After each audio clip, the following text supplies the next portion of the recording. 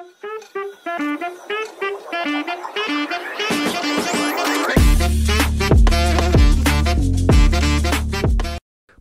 menunjuk ke suatu tempat lalu berkata, 1 bulan dari sekarang ia akan menampakkan diri di pusat negeri untuk mencari seseorang yang ditakdirkan menjadi tuannya. Ia tidak keberatan membantunya menjadi nomor 1 di dunia, bahkan mendapatkan tempat di dunia immortal. Dalam hati, pedang bergumam, harusnya ini tidak apa-apa kan? Ngomong-ngomong, bawa saja mereka pergi. Setelah itu, pedang melesat pergi dari sana. Orang-orang yang menyaksikan hanya bisa berkeringat dingin. Serangan udaranya begitu besar, sampai aku berpikir aku sudah mati, ucap salah satu dari mereka. Long Aotian menarik nafas panjang. Dalam hati, ia merasa dunia ini terlalu besar. Dari segi kekuatan maupun pengaruh, ia dulu mengira tidak punya saingan di dunia mortal. Tapi sekarang semua itu hanya prasangka konyol.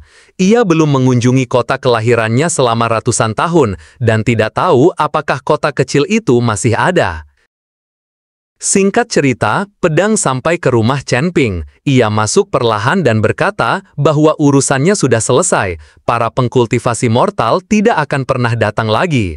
Chopper menanggapi, efisiensi kerjamu tidak buruk, tapi aku harus mengingatkanmu, Master akan segera kembali. Jangan sampai terlihat oleh Master saat keluar masuk. Berubahlah menjadi senjata biasa. Jika tidak, batin dan jasmani kecilmu akan dimusnahkan. Pedang ketakutan, mungkinkah jika senior melihatku menggunakan kekuatan immortal, dia akan membunuhku? Di saat yang sama, Chen Ping tiba. Pedang buru-buru berubah menjadi wujud aslinya. Saat melihat Chen Ping, pedang merasa aura yang biasanya mengelilingi tuannya itu menghilang. Ia menduga, mungkin karena di luar terlalu banyak kultivator, Chen Ping sengaja menyembunyikan kekuatannya. Chen Ping sendiri mencari kapak yang dulu pernah ia punya, tapi tidak menemukannya. Ia menoleh ke arah pedang, lalu berniat menggunakannya.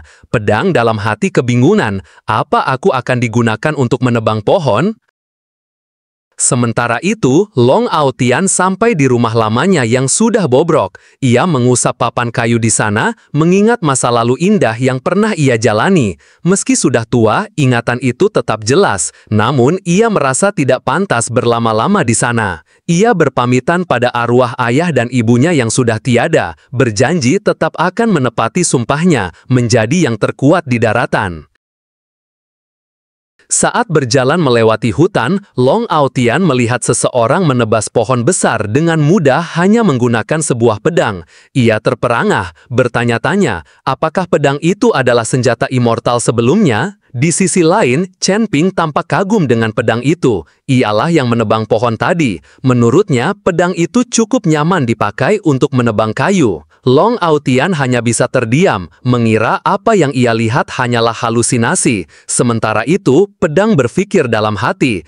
Ia memiliki kebijaksanaan seumur hidup di dunia immortal, tapi tak pernah membayangkan akhirnya digunakan untuk menebang kayu.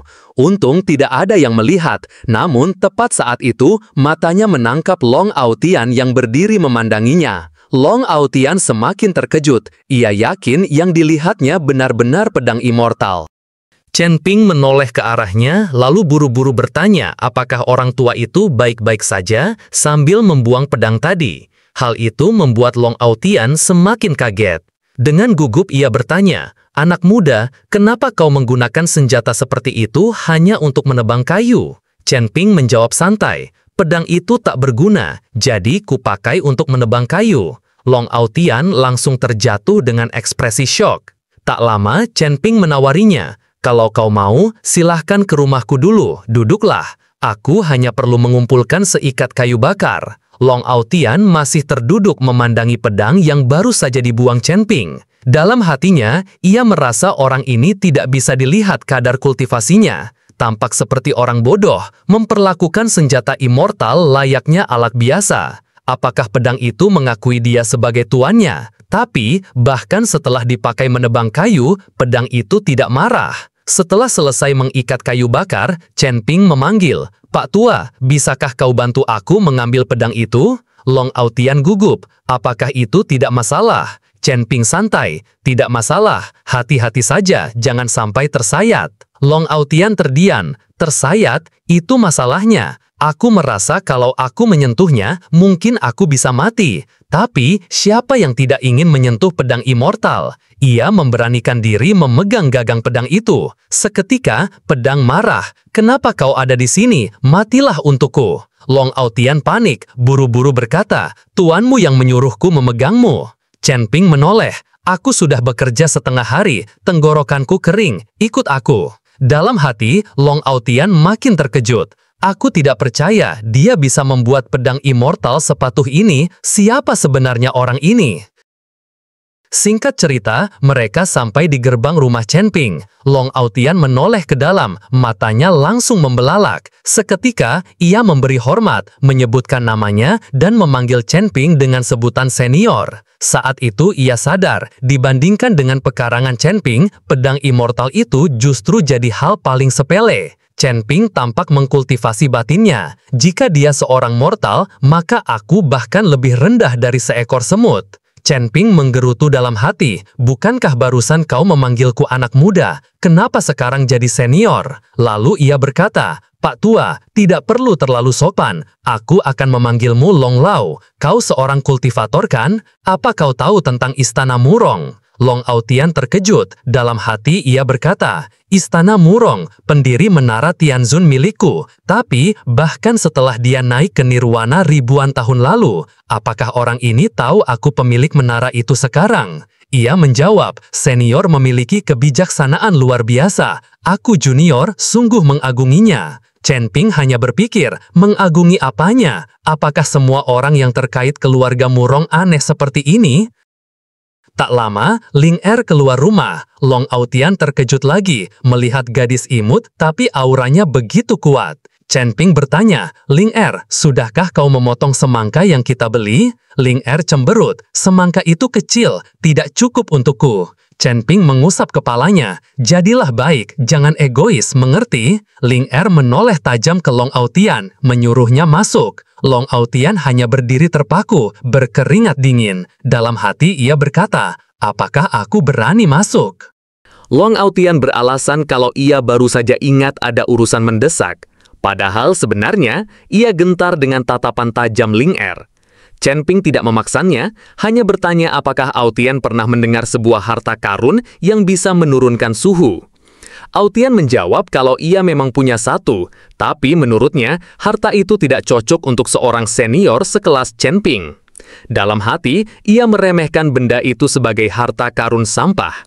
Namun Chen Ping berkata, selama bisa mendinginkan suhu, itu sudah cukup. Ia bertanya, apakah Aotian bersedia menjualnya? Aotian langsung menunduk hormat. Senior terlalu sopan. Benda itu kegunaannya sedikit sekali untukku. Jika senior menginginkannya, besok akan kubawakan. Chen Ping tersenyum, itu akan sangat baik. Kenapa kau tidak makan dulu sebelum pamit? Tatapan Ling Er kembali menusuk, membuat Aotian makin tidak tenang. Ia buru-buru berpamitan dan pergi. Chen Ping hanya mengira urusannya memang sangat mendesak. Keesokan paginya, Ling Er berusaha membangunkan kakaknya yang enggan bangun.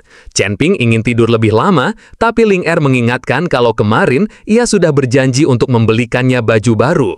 Mendengar itu, Chen Ping langsung bangun dan menyuruh adiknya bersiap. Ling Er pun tersenyum senang. Saat Chen Ping dan Ling Er berangkat, pedang merasa lega. Akhirnya senior itu pergi juga. Baginya terlalu melelahkan harus terus-menerus menyamar. Pada waktu yang sama, 3 sosok melesat ke arah tanah cekung, tempat niat pedang sebelumnya. Pedang tahu mereka pasti para kultivator yang berniat mencari masalah. Ia segera berpamitan pada Chopper dan melesat ke sana. Namun Chopper justru merasa ada sesuatu yang tidak beres. Begitu tiba di lokasi, pedang bingung, tidak ada seorang pun di sana. Tiba-tiba, sebuah suara terdengar. Aku hanya mengatakan bahwa dunia mortal ini memiliki bau yang tidak asing. Pedang menoleh ke arah sumber suara. Seketika ingatan kelam dari masa lalunya menyeruak, dan saat melihat jelas sosok itu, ia sadar, orang tersebut berasal dari sekta Bulan Darah. Pedang bertanya dengan nada dingin, dengan begitu banyaknya dunia mortal, bahkan jika kau menemukan yang tepat, mustahil bisa menentukan posisinya secepat dan setepat itu. Bagaimana kau melakukannya? Orang dari Sekte Bulan Darah menjawab, "Kami sudah menandai Chi dan dantianmu sejak awal. Selama kau menggunakan Chi-mu, kau bisa dilacak melalui mantra." Pedang terdiam sejenak. Ia menduga hal itu terjadi saat ledakan besar kemarin, saat ia tak sengaja mengirim sinyal kepada Sekte Bulan Darah. Sekilas, muncul rasa waspada dalam dirinya. Ia sadar bahwa satu-satunya jalan adalah kabur. Namun, lawannya sudah menyadarinya. Orang itu segera mengeluarkan kertas jimat, lalu seketika muncul petir emas menyambar dari jimat tersebut. Cahaya emas melingkar mengurung tubuh pedang. Tekanan dari selubung sinar itu begitu kuat hingga ia sampai berlutut, tubuhnya bergetar menahannya. Selubung sinar emas, sebuah teknik khusus yang diciptakan hanya untuk mengurung pedang. Meski wajahnya menahan sakit, pedang masih bisa tersenyum tipis. Kalian, Sekte Bulan Darah, hanyalah sampah. Tanpa selubung sinar ini, apa yang bisa kalian lakukan padaku? Orang itu tak peduli dengan hinaan itu. Harga diri bukan apa-apa. Yang penting adalah menangkap pedang. Pedang berusaha tetap terlihat santai. Di sini ada seorang biasa, seorang mortal yang punya kekuatan yang jauh melampaui kalian. Bahkan di dunia mortal pun, kalian tetaplah sampah. Ucapan itu membuat orang dari Sekte Bulan Darah terkejut. Apa yang kau katakan, benar? Pedang tersenyum lebih lebar, matanya berbinar dingin. Benar. Dalam hati, ia membayangkan Chen Ping. Aku bahkan belum pernah melihat ada orang yang kekuatannya mendekati dirinya. Hanya dengan mengikutinya saja sudah merupakan anugerah. Pedang mendesis penuh penghinaan. Kau hanyalah sampah, bahkan tidak pantas disebut sampah. Wajah orang itu mengeras, berisik. Ia segera menyiapkan mantranya. Langit bergetar, lalu cahaya biru melesat turun menembus perut pedang. Darah memuncrat deras, membasahi tanah. Pedang merasakan hidupnya merosot. Dalam hati ia berkata getir, "Jika senior ingin menolongku, seharusnya sudah datang sekarang. Kakak-kakak artefak pun tak akan keluar tanpa seizinnya. Apa ini akhirnya hidupku?" Sementara itu, di kediaman Chen Ping, Chopper sudah bersiap hendak keluar. Namun, Persik buru-buru menahan. Kita tidak boleh keluar tanpa perintah Master. Ayam ikut menambahkan, kau tahu konsekuensinya. Begitu keluar halaman tanpa izin, kau bukan hanya akan jadi mortal, tapi juga akan dimusnahkan sampai tak bersisa. Chopper menatap ke arah depan, matanya penuh tekad. Pedang dalam bahaya disebabkan olehku. Bahkan jika aku mati, aku harus menyelamatkannya. Tak lama kemudian, tanah di antara pedang dan orang dari Sekte Bulan Darah hancur berantakan. Yang datang adalah Chopper. Dengan wajah penuh murka, ia berkata lantang, "Ketika aku marah, bahkan para Buddha dan dewa-dewa lainnya bertekuk lutut. Kau, cacing kecil dari alam immortal, berani-beraninya memancing kemurkaanku." Di tangannya, api merah menyala membara. Pedang terduduk lemah, penuh luka, memanggilnya, "Kakak!" Chopper menoleh, suaranya dingin. "Formasi sampah semacam ini bisa mengurungmu. Kau benar-benar sampah kecil." Dengan satu hentakan jari, ia meremukkan formasi kurungan itu. Orang dari Sekte Bulan Darah protes keras, menunjuk ke arahnya. "Aku adalah ketua Sekte Bulan Darah dari alam immortal. Beraninya kau mengganggu." Chopper berjalan santai, dua jarinya menyala api. Tanpa basa-basi, ia menebaskan dua jarinya ke kepala orang itu. Seketika, kepala lawannya hancur. Pedang panik, "Kakak, kenapa kau muncul?" Chopper menjawab singkat, "Diamlah, pulang bersamaku." Mendengar itu, pedang merasa tersentuh. Senyum tipis muncul di wajahnya. Singkat cerita, mereka sudah kembali ke rumah Chen Ping. Di sana, Chopper berlutut di depan sistem. Sosok itu berupa wanita, namun tubuhnya masih samar, transparan. Chopper melapor, "Aku telah melanggar pantangan." Sementara itu, di Sekte Bulan Darah, seorang murid melapor, Ketua Kartu Kehidupan Zhou Hu meledak. Tetua sekte itu terkejut. Dalam hati ia bertanya-tanya, siapa yang mampu membunuh seseorang dari alam immortal? Tidak banyak yang bisa melakukannya. Ia bahkan mencurigai, mungkinkah ini terkait kaisar immortal yang tengah mencari putrinya? Seseorang yang mampu menghancurkan cahaya kaisar immortal pasti makhluk yang setara dengannya. Di sisi lain, di dunia mortal, Chen Ping dan Ling Er baru saja pulang dari pasar. Chen Ping bertanya, Ling Er senang dengan baju barunya? Adiknya tersenyum, hari ini luar biasa. Sampainya di gerbang rumah, mereka melihat Long Aotian sudah menunggu. Chen Ping heran, kenapa tidak masuk? Aotian menjawab sopan, itu tidak pantas. Padahal sebenarnya ia gentar dengan artefak di dalam rumah itu. Kemudian ia menyerahkan harta yang dijanjikan, kristal es langit yang misterius. Chen Ping terlihat senang dengan benda itu, lalu mengajaknya masuk. Tak lama, seseorang datang ke depan gerbang rumah Chen Ping. Dia adalah kaisar immortal.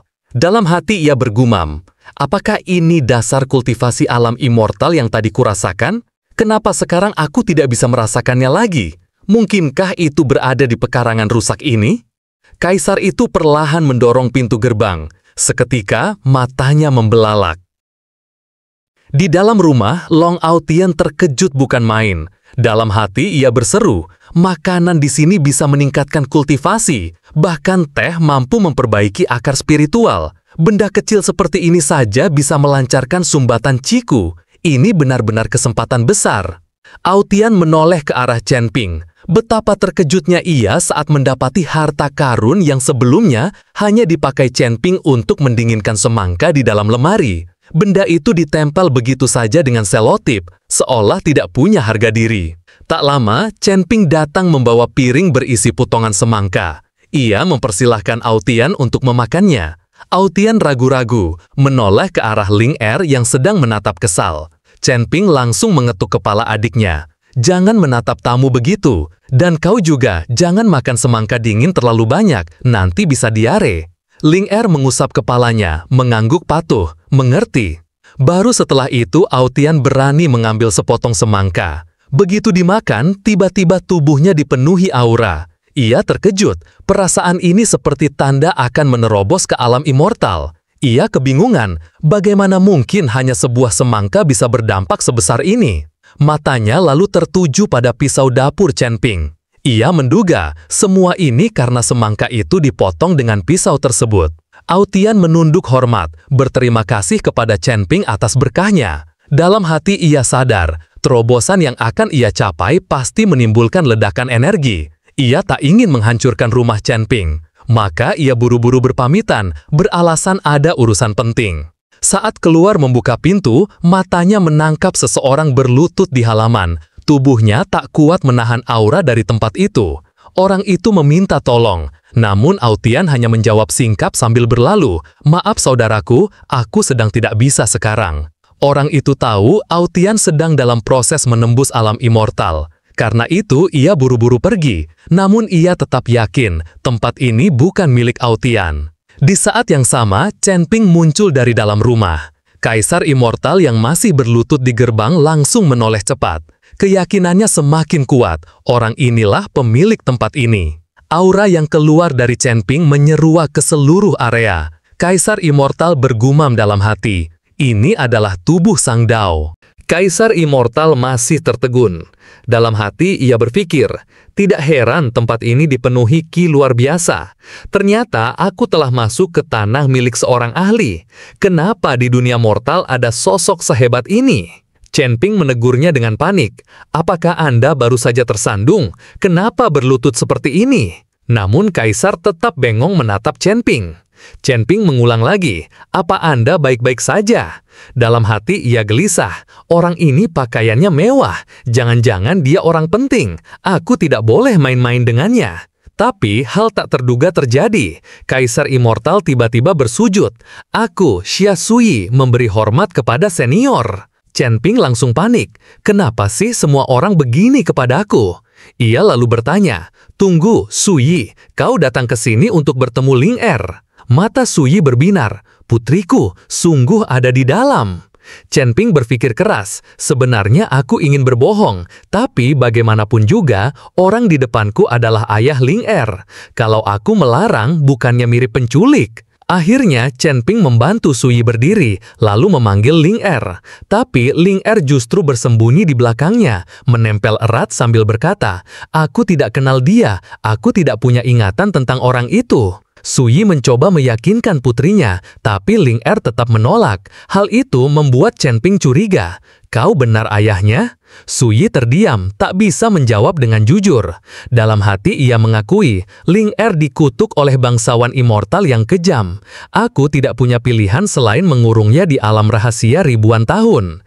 Senior ini pasti sudah tahu, kalau aku hanya bidak kecil, sedangkan Ling Er adalah pion penting dalam perhitungannya. Lebih baik jangan aku sembunyikan. Suyi akhirnya berkata, itu sebabnya dia seharusnya lebih dewasa, tapi penampilan Xiao Ling Er masih sama seperti dulu, jadi aku sendiri ragu. Chen Ping menatap tajam, kau bahkan tidak ingat putrimu sendiri.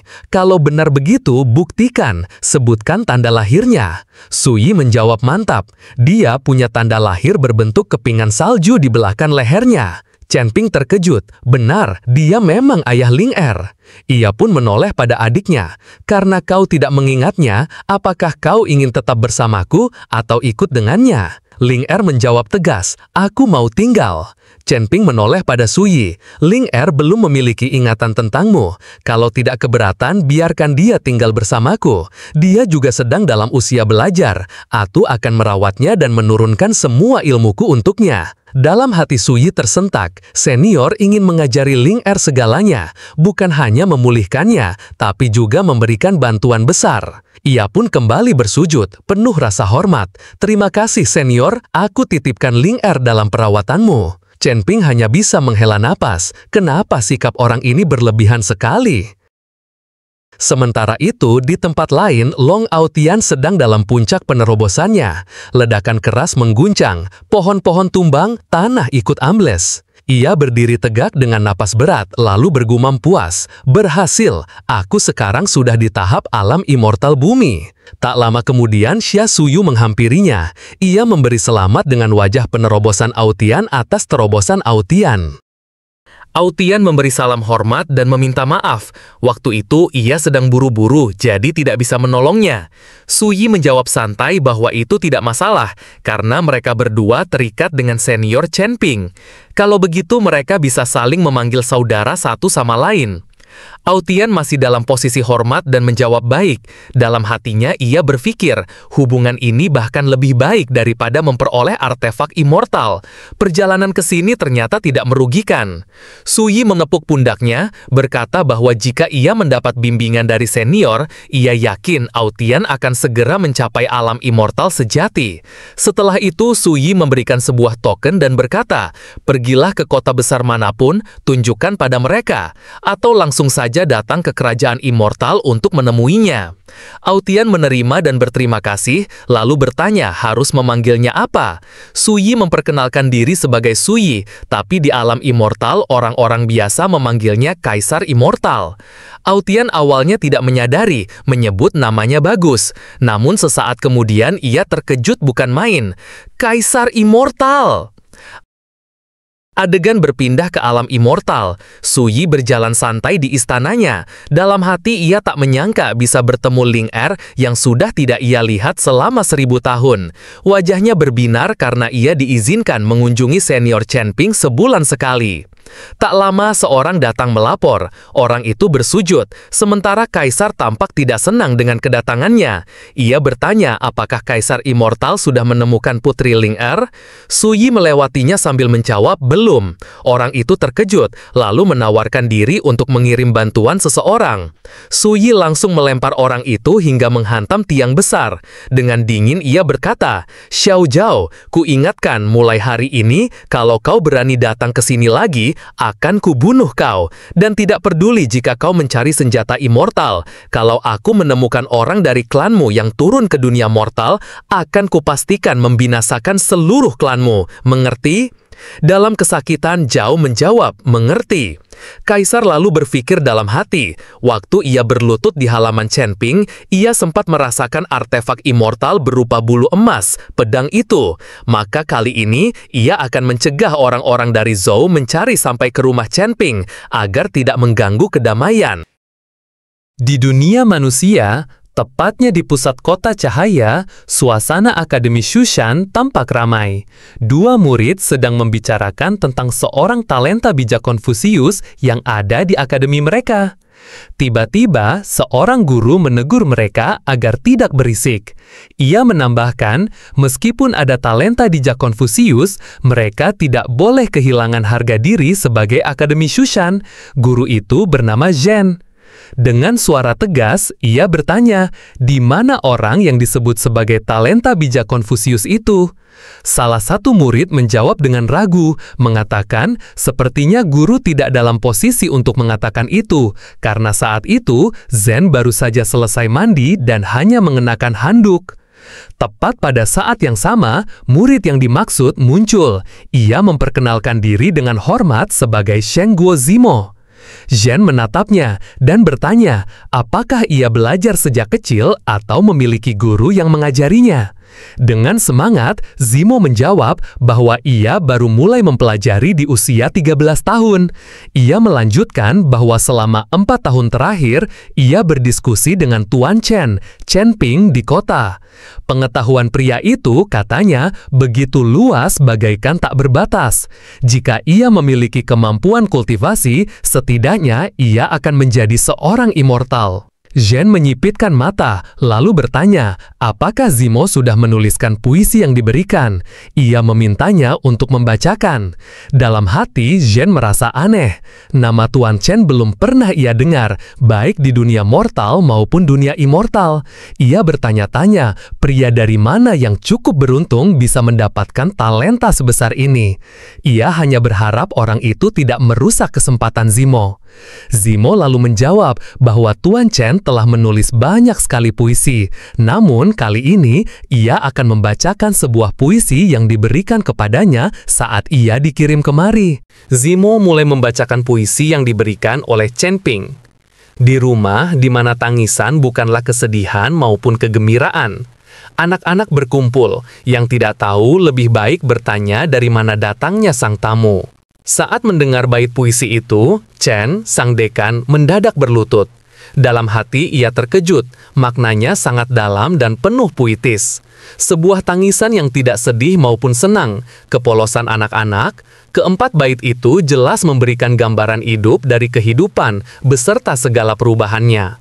Ia mengakui dalam hati, orang yang dimaksud, Chen Ping, sungguh layak menjadi pengajar seorang talenta bijak Konfusius.